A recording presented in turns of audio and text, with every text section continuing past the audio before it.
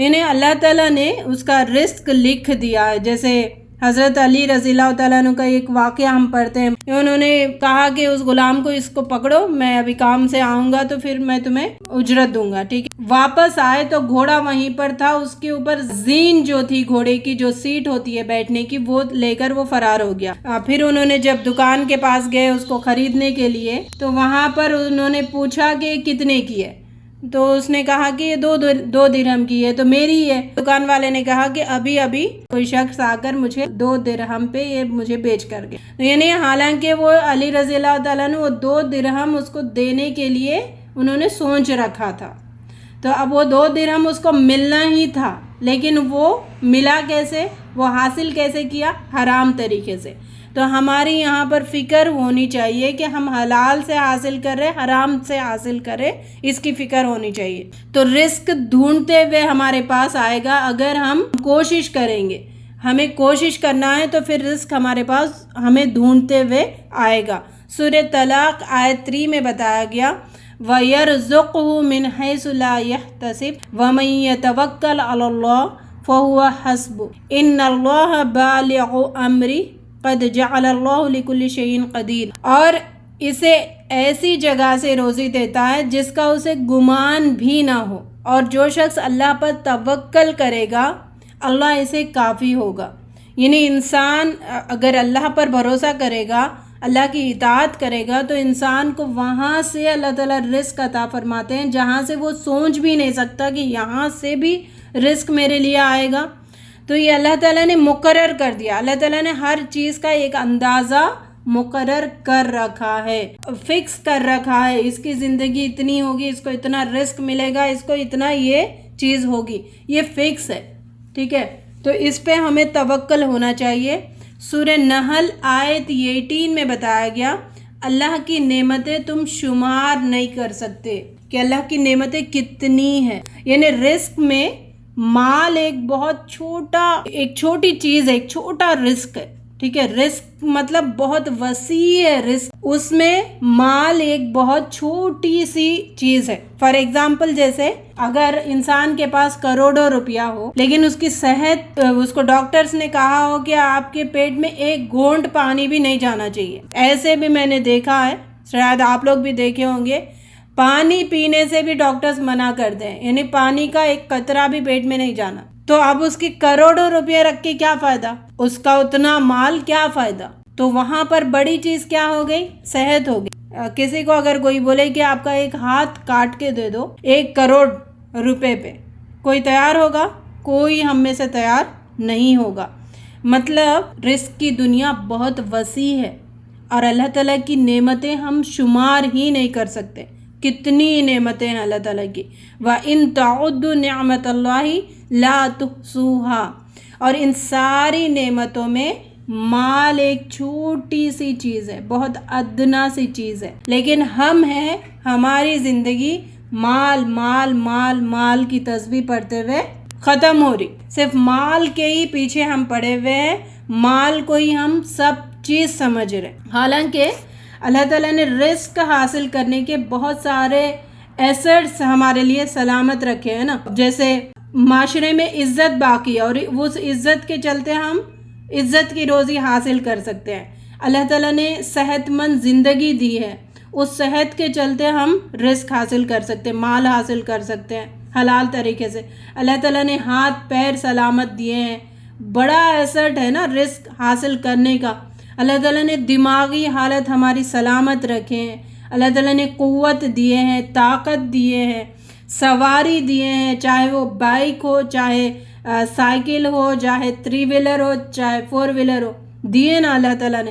اگر وہ بھی نہیں ملی ہے تو 2 ٹانگیں ملی ہے نا، وہ سواری ہے. تو یعنی یہ جو ایسٹس ہے نا اللہ تعالیٰ نے بہت سے دیے. وہ بڑا رزق کی بڑی وسیع دنیا میں مال کمانے کے لیے اتنے ساری چیزیں اللہ تعالیٰ نے دے رکھے ہیں. تو رزق سے مراد ایسٹس بھی ہے جو ہم استعمال کر کے حلال رزق حاصل کر سکتے ہیں. ورنہ تو دیکھا گیا لوگوں کے پاس مال ہوتا ہے لیکن اگر وہ بیمار ہوتا ہے نا करोड़ों की बिलियनियर ट्रिलियनियर भी है, अगर वो बीमार होता है तो फिर उसको 0 पे आने से 2 दिन भी नहीं लगते, है ना। ऐसे भी केसेस बहुत ज्यादा है। ऐसे दौर में हम मौजूद है ना। वैसे अल्लाह ताला का करोड़ों एहसान है कि हम इस दौर में मौजूद हैं, क्योंकि बहुत ज़्यादा हकीकतें, बहुत ज़्यादा मिसालें हमारे सामने आ रही हैं, हम देख रहे, ठीक है, लाइव भी देख रहे, वीडियो भी देख रहे, यानी आंखें खोलने के लिए बहुत ज़्यादा सोर्सेस अल्लाह ताला ने इस दौर में हमारे लिए रखे हैं। इस वजह से बहुत लकी है और बहुत बदबख्त भी है, क्योंकि अगर इन सोर्सेस को इस्तेमाल नहीं करें और इन सोर्सेस के रहते बावजूद भी गुमराही की ज़िंदगी हम गुजारेंगे, उससे ज़्यादा बदबख्त कोई नहीं है। अल्लाह रब्बुल इज़्ज़त हमें इन चीज़ों को इस्तेमाल करते हुए, देखते हुए, फ़हम हासिल करके अल्लाह की इताअत की ज़िंदगी गुजारने वाले बनाए। इब्न अब्बास रज़ी अल्लाह तआला अन्हु से मरवी है, जब आप छोटे बच्चे थे तो आप नबी सल्लल्लाहु अलैहि वसल्लम के साथ सवारी पर सवार थे। आपने फरमाया, ये जो अब 2 हदीसें मैं पढ़ूंगी, उनमें जो नसीहतें हैं ना, वो नसीहतों को अपने पल्लों से बांध लें और अपने बच्चों को उनकी घुट्टी में डाल दें, ठीक है, घुट्टी में डाल दें। यानी घुट्टी में अगर डालते हैं तो फिर वो मरने तक वो साथ वो चीज़ होती है ना, ऐसी मिसाल दिया जाता है ना।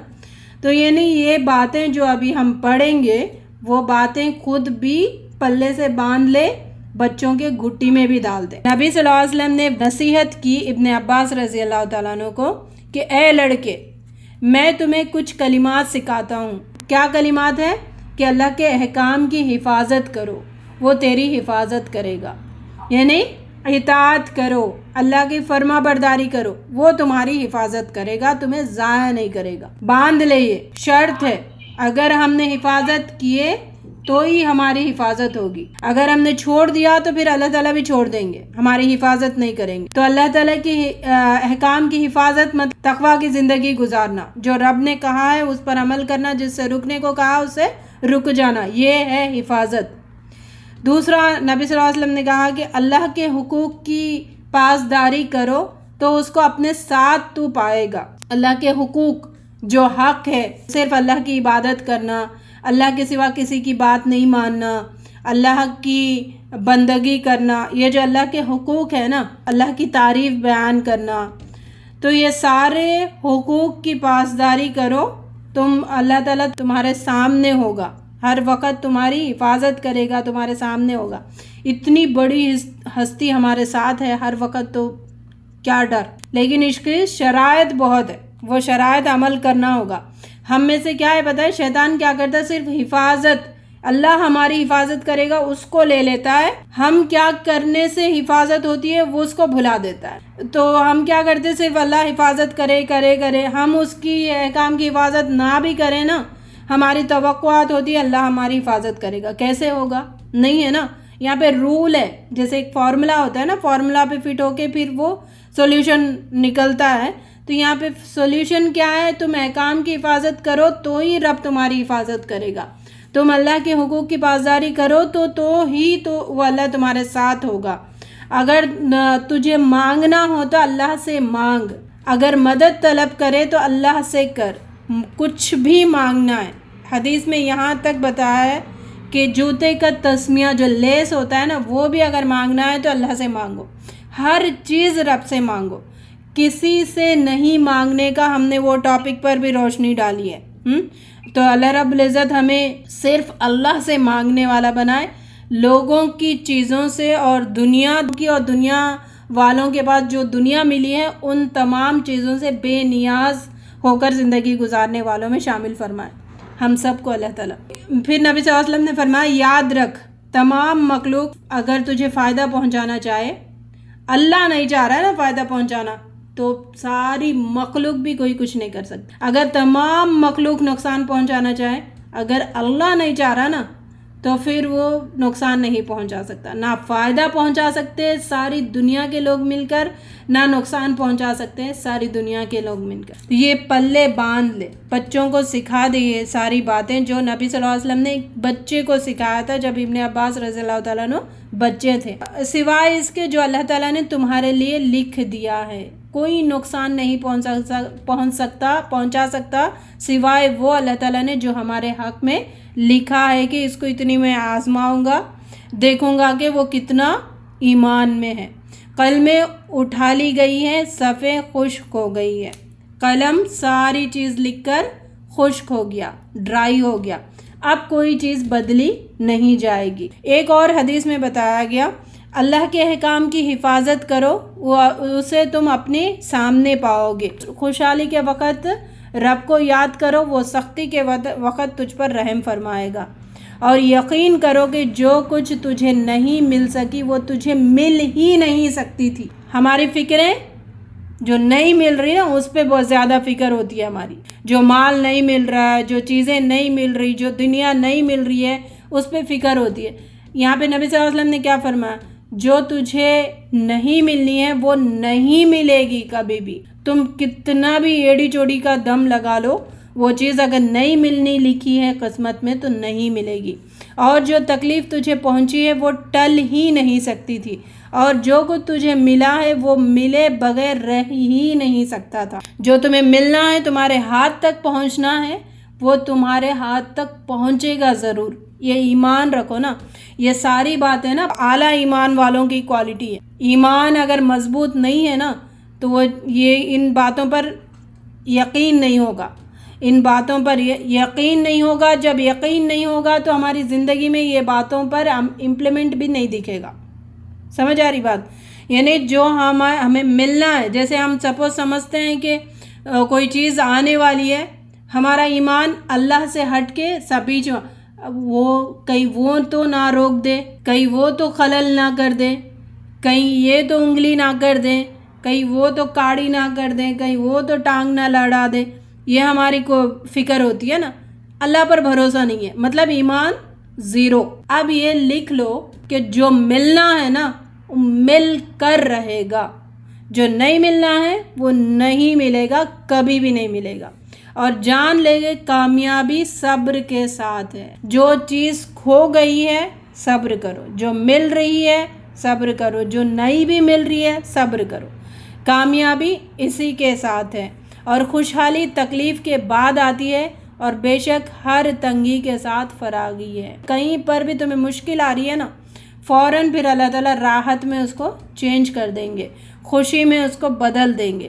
تم اللہ پر یقین تو رکھو۔ یہ باتیں نا ایمانیات کی ہیں، ایمان تازہ کرنے کی باتیں ہیں، ایمان مضبوط کرنے کی باتیں ہیں۔ بلکہ تازہ تو میں میرے خیال سے غلط بول رہی ہوں، کیونکہ ایمان ہے ہی نہیں ہمارے پاس جیسا ہونا چاہیے، جیسے صحابہ کا ہے ویسا ایمان نہیں ہے نا، تو اس کو تازہ نہیں بلکہ ایمان پیدا کرنے کی ضرورت۔ تازہ تو اس کا ہوتا ہے جو ایمان ہے پہلے سے، جو یقین ہے، جو پکا ہے، وہ اللہ کی باتوں پر یقین اس کا پکا ہے، تو اس کو تازہ کرنے کا جملہ استعمال کیا جا سکتا ہے کہ نہیں؟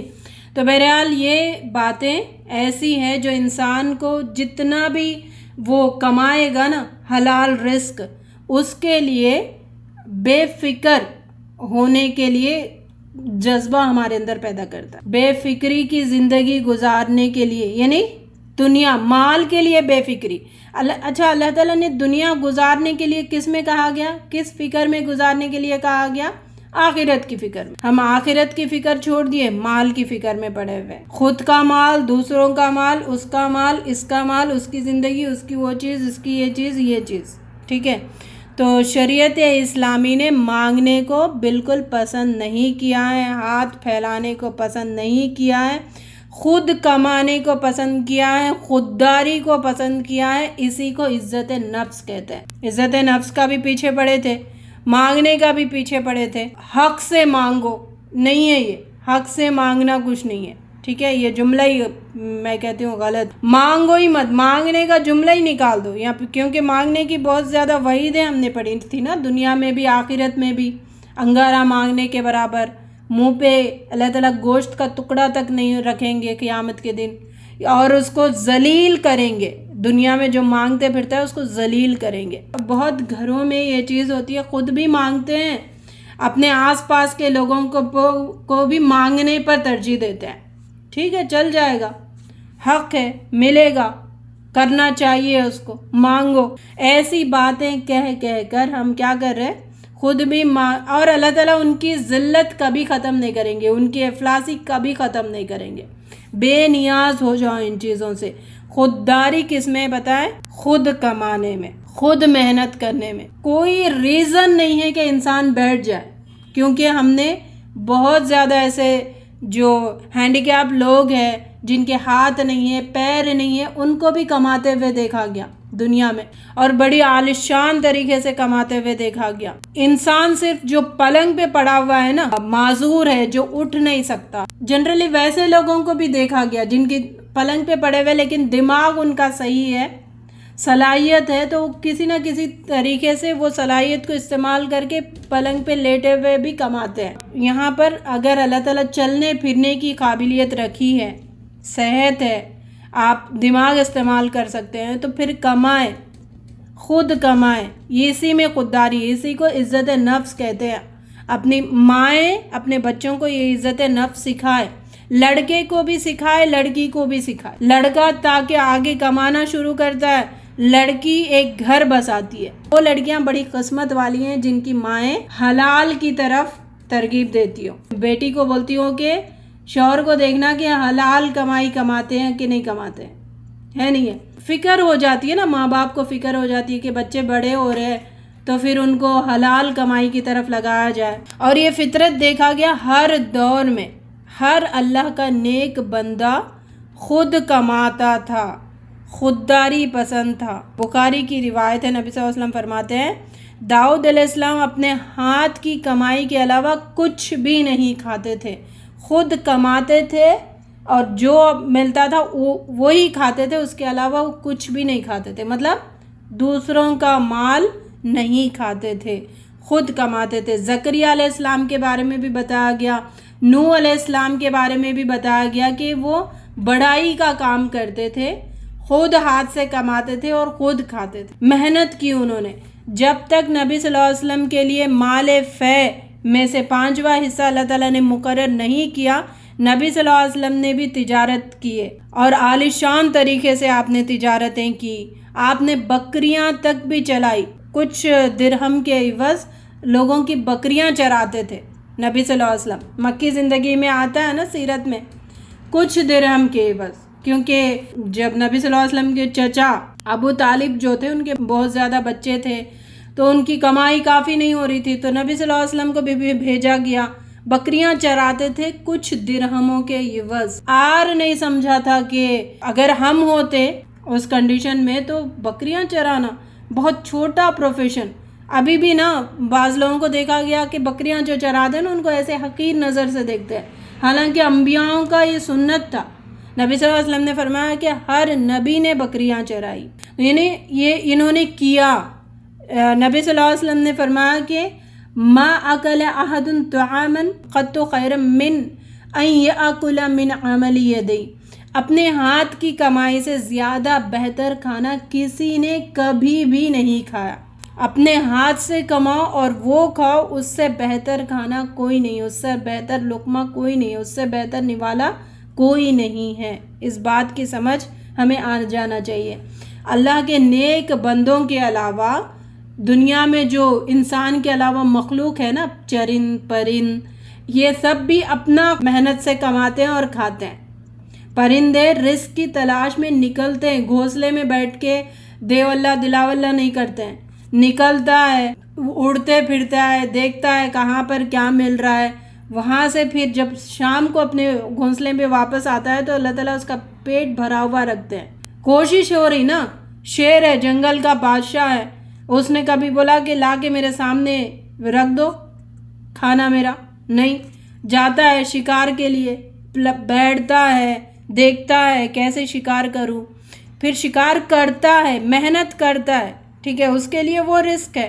اب انسان ہے کہ نہیں ہم بیٹھیں گے تو ہی آئے، چھت پھٹ رزق آئے، اللہ تعالیٰ برسا دے، ہم کچھ نہیں کریں گے، بیٹھیں گے۔ نبی صلی اللہ علیہ وسلم نے کیسی تربیت کی صحابہ کی؟ حکیم رضی اللہ تعالیٰ عنہ کا جو ہم نے پڑھا تھا پچھلے، وہ مانگے تھے ایک سے دوسری بار انہوں نے نبی صلی اللہ علیہ وسلم سے مانگا تو نبی صلی اللہ علیہ وسلم نے کہا کہ آپ نے آداب سکھائے نا، مانگنے میں برکت نہیں ہوتی، کبھی بھی اس کی فاقہ کشی پوری نہیں ہوتی، یعنی فارغ نہیں ہوتا اس چیز سے۔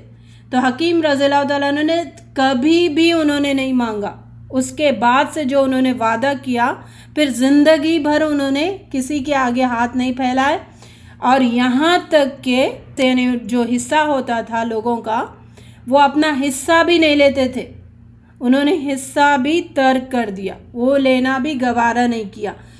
یہ ٹریننگ ہے صحابہ کی، جو نبی صلی اللہ علیہ وسلم نے ایک دفعہ انہوں نے کہہ دیا اور صحابہ کا ایمان ایسے ابل کے آیا کہ انہوں نے اس کو اپنی آخری سانس تک اس کو اپنے پلے سے باندھ لیا۔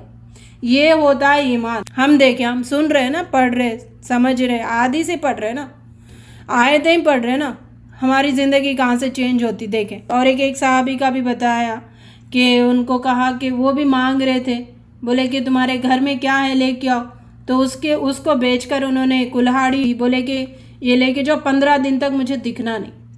15 دن بعد آئے تو صحابی اچھی حالت میں تھے۔ تو نبی صلی اللہ علیہ وسلم نے کہا کہ کیا یہ بہتر نہیں ہے کہ تم لوگوں سے مانگتے پھرو، لوگ دیں یا نہ دیں؟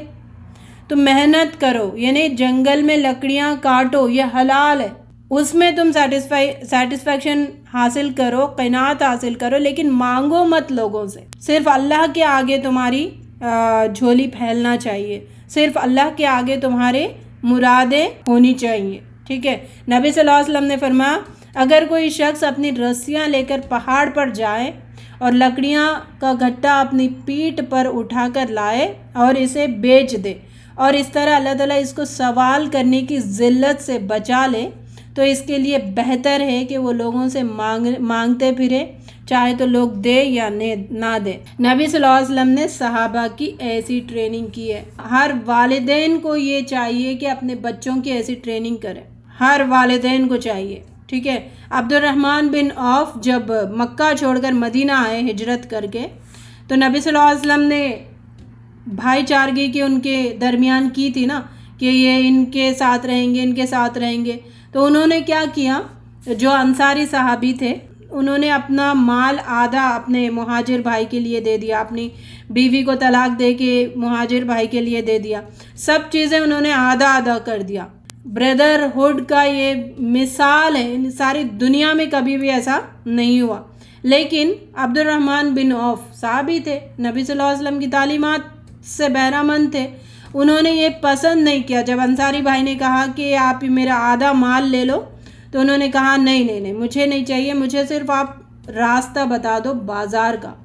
تو وہ بازار گئے اور جب واپس گھر آئے تو انہوں نے اتنا کما کے تھے کہ وہ کھجور اور پنیر اپنے لیے خرید کے لا سکے، اتنا مال انہوں نے کما لیا تھا۔ کھجور اور پنیر بڑی بات ہوتی تھی نا اس ٹائم پہ، اتنا مال، یعنی حلال کمائی، مانگنا یا کسی فری میں مل رہا ہے اس کو لینا بھی انہوں نے گوارا نہیں کیا۔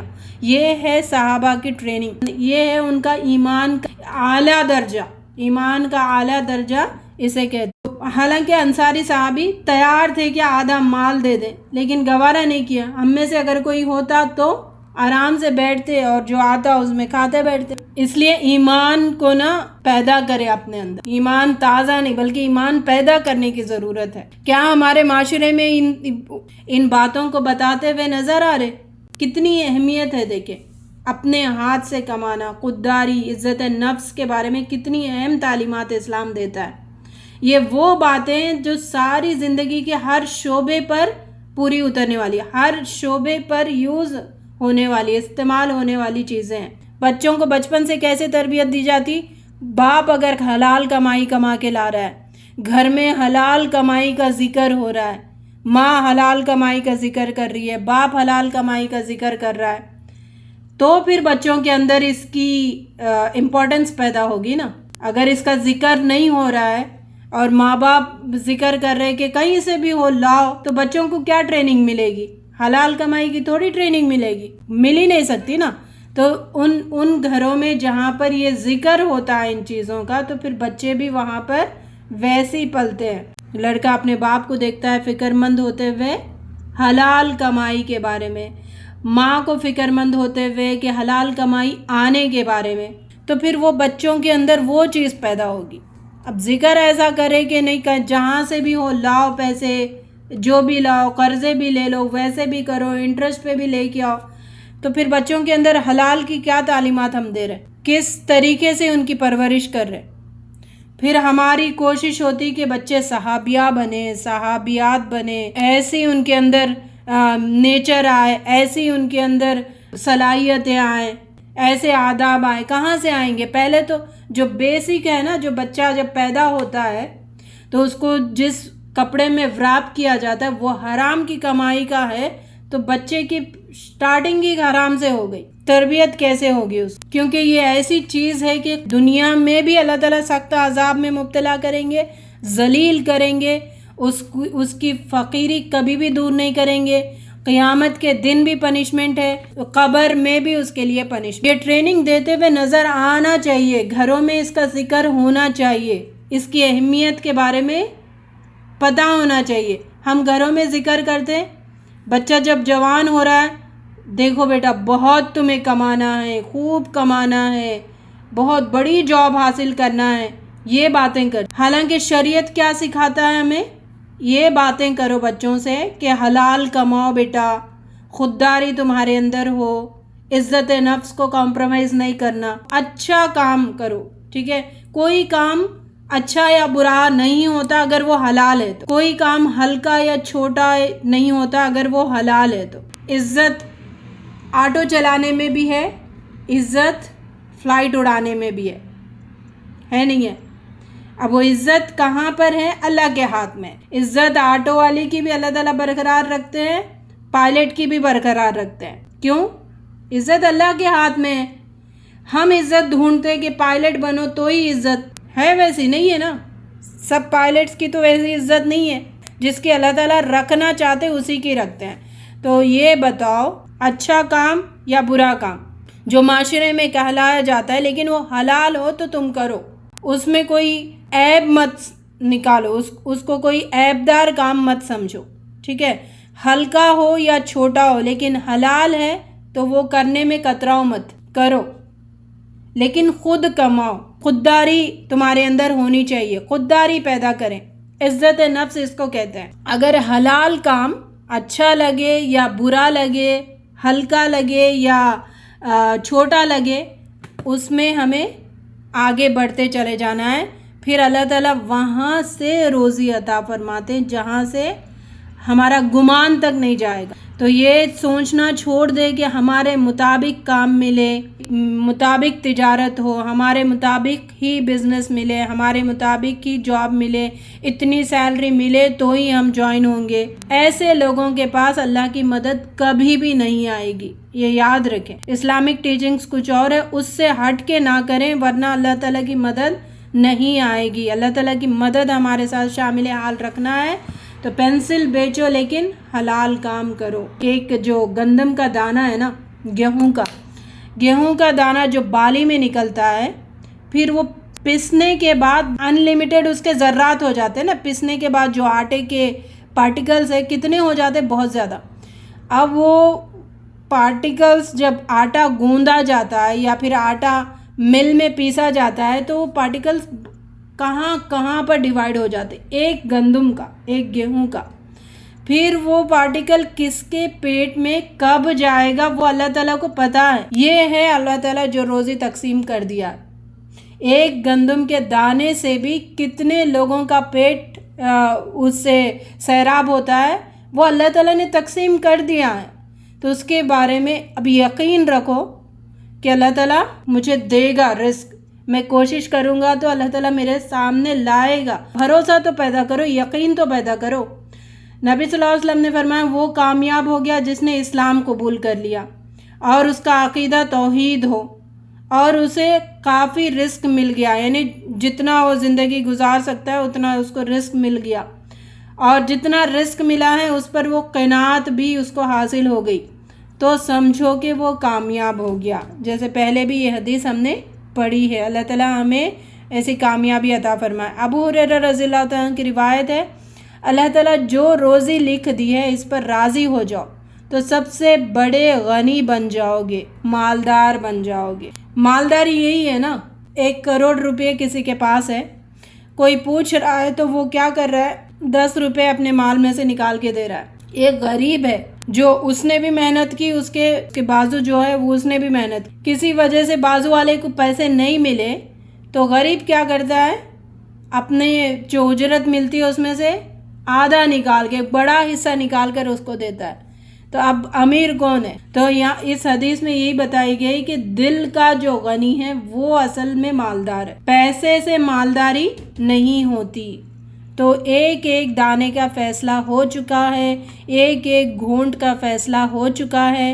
تو انسان اپنے آپ کو سمجھا لے، میں اپنے آپ کو سمجھاؤں گی، آپ اپنے آپ کو سمجھا لیں کہ اللہ تعالیٰ نے میرے رزق کا فیصلہ کر دیا ہے اور وہ مجھ تک آ کے رہے گا، مجھے کیا کرنا ہے حلال طریقے سے حاصل کرنے کی، اس کی فکر میں لگ۔ سورہ ہود آیت 6 میں بتایا گیا وَمَا مِن دَابَّةٍ فِي الْأَرْضِ إِلَّا عَلَى اللَّهِ رِزْقُهَا وَيَعْلَمُ مُسْتَقَرَّهَا وَمُسْتَوْدَعَهَا كُلٌّ فِي كِتَابٍ مُبِينٍ۔ کوئی جاندار، کوئی زمین پہ جو چلنے والا کوئی جاندار ایسا نہیں ہے جس کا رزق اللہ تعالیٰ نے زمین میں رکھ نہ دیا ہو، یعنی ہر ایک کا رزق رکھا ہوا ہے۔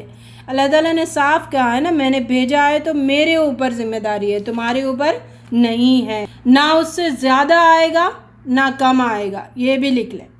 اب جتنا بھی ایڑی چوڑی لگا دیں، آپ جتنا چاہتے اتنا نہیں آئے گا، جتنا اللہ تعالیٰ چاہتے ہیں اتنا ہم تک آ کر رہے گا۔ تو انسان رزق کی تلاش میں اندھا بن جائے اور حرام کی طرف چلا جائے، اس سے زیادہ انتہا خسارے میں اور کوئی نہیں ہو۔ یہ انتہائی خسارے کا سودا ہے، اندھا ہو کر حرام کی طرف چلے جانا انتہائی خسارے کا سودا ہے، بلکہ اس میں خسارہ ہی خسارہ ہے، خسارے کے علاوہ وہ کچھ بھی نہیں ہے، جو اس کی دنیا بھی بگاڑ دے گا، قبر بھی بگاڑ دے گا، آخرت بھی بگاڑ دے گا، ٹھیک ہے، اور اس کو اس راستے سے بھی کامیابی نہیں ہوگی، کبھی نہ کبھی دنیا میں ہی جو حرام کماتے ہیں نا، اللہ تعالیٰ دنیا میں ہی ان کو ٹھوکر مار کے گرا دیتے ہیں، یہ بھی مثالیں دیکھی گئی، دنیا میں ہی ان کو دکھا دیا جاتا ہے، اللہ تعالیٰ مصیبتوں میں ان کو ڈال دیتے ہیں، ٹھوکر کھا کے وہ منہ کے بل گرتا ہے، یہ مثالیں بہت دیکھی گئی۔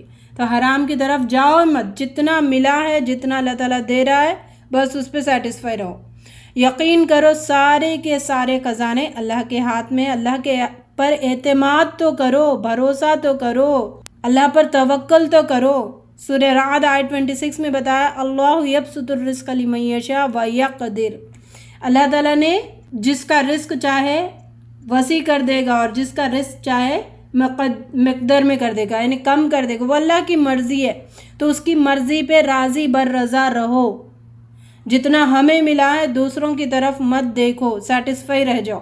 حدیث قدسی میں آتا ہے اگر تمہارے پہلے اور آخری ایک ہی ٹیلے پر کھڑے ہو جائیں اور جو کچھ ان کے دل میں آتا ہے مانگ لیں، میں سب کو عطا کر دوں، تو بھی میرے خزانوں میں، میرے بادشاہت میں اتنا بھی فرق نہیں ہوگا جتنا ایک چڑیا پانی چونچ مار کر جو پانی لیتی ہے نا، چڑیا کے چونچ میں کتنا پانی جاتا ہے دیکھا آپ لوگوں نے، قطرے سے تھوڑا زیادہ ہوگا، کتنا لیتے ہیں، یوں یوں ایسے کرتی ہے، اتنا پانی کے برابر بھی اللہ تعالیٰ کی بادشاہت میں کمی نہیں آئے گی۔ جو بھی مانگ لے سب کھڑے ہو کر، جو مانگنا ہے مانگو، لیکن اللہ کے خزانوں میں کمی نہیں آئے گی، اللہ کے خزانے بھرے پڑے ہیں، وہ دنیا میں صرف ایک ٹیسٹ کے لیے ہے، ٹیسٹ سمجھے پہلے، جو ہم نے مال فتنہ اور مال آزمائش میں سمجھا ہے، اس فتنے کو سمجھے، اس آزمائش کو سمجھے، پھر اس میں ہم مبتلا نہیں ہوں گے، اس کی رونقوں میں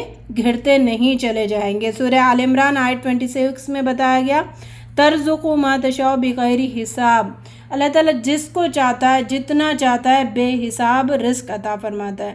تو اللہ خزانے ہیں نا، ان کو بھی سمجھیے، اللہ کے خزانوں میں۔ اچھا جب ہم مانگ رہے، اللہ تعالیٰ کیا کہہ رہے کہ رزق مانگو، جیسے دنیا میں ہم کوئی امیر بندہ ہوتا ہے نا، اس سے زیادہ توقع رکھتے کہ سمجھتے کہ اس سے بہت زیادہ ملنے والا ہے، ایک اچھا مڈل کلاس ہے تو اس کے ایک توقعات ہمارے پاس ہوتی ہے، ایک ہائی کلاس ہے تو اس سے ایک توقعات ہمارے پاس ہوتی ہے۔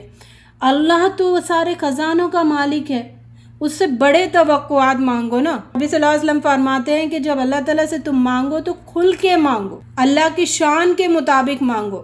ہم اتنے ادنا سے چھوٹی چھوٹی مانگتے، اللہ وہ دے دے بس کافی، یہ دے دے بس کافی نہیں، اللہ سے مانگو تو کھل کے مانگو، اللہ کے شان کے مطابق مانگو، اللہ تعالیٰ کے خزانوں کو یاد کر کے مانگو، تو پھر اللہ تعالیٰ دے گا اگر ہمارے لیے صحیح ہو دینا، ملنا وہ ہمارے لیے صحیح ہو تو وہ مل کر رہے گا اور اس کی ذرا بھی کوئی پیچھے نہیں ہٹا سکتا۔ سورہ فاطر 15 آیت میں بتایا گیا، یا ایھا الناس انتم الفقراء الی اللہ، تم سب اللہ کے فقیر ہو۔ یا ایھا الناس، سارے کے سارے انسانوں سنو، تم سب اللہ کے فقیر ہو۔ واللہ هو الغنی الحمید، اور وہی اللہ ہے جو غنی ہے، ٹھیک ہے۔ جب ہم فقیر ہیں تو مانگے اللہ تعالیٰ سے، رزق چاہیے تو مانگے اللہ تعالیٰ سے، انشاءاللہ رزق حاصل کرنے کے جو کنجیاں ہیں اس پر کل ہم روشنی ڈالیں گے۔ تو ہم فقیر ہیں یہ رکھ لو دماغ میں، اور ہمیں جتنا ملنا مل کر رہے گا یہ بھی دماغ میں رکھو۔ پھر اللہ تعالیٰ سے دعا کرو، اللہم انی اعوذ بک من الفقر والقلۃ والذلۃ واعوذ بک من ان اظلم او اظلم۔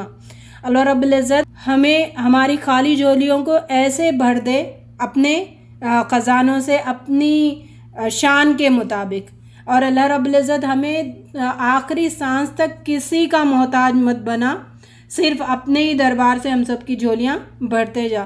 اللہ تعالیٰ جو رزق کی تلاش میں انہیں ان سب کو حلال رزق عطا فرمائیے، اور جو پریشان حال ہیں ان سب کی پریشانیوں کو دور فرمائیے۔ جو بھی ہم نے سنا پڑھا سمجھا ہے اس پر عمل کرنے کی ہم سب کو توفیق عطا فرمائیے۔ وآخر دعوانا ان الحمد للہ رب العالمین، وما توفیق الا باللہ۔ سبحانک اللہم وبحمدک، نشہد ان لا الہ الا انت، نستغفرک ونتوب الیک۔ السلام علیکم ورحمۃ اللہ وبرکاتہ۔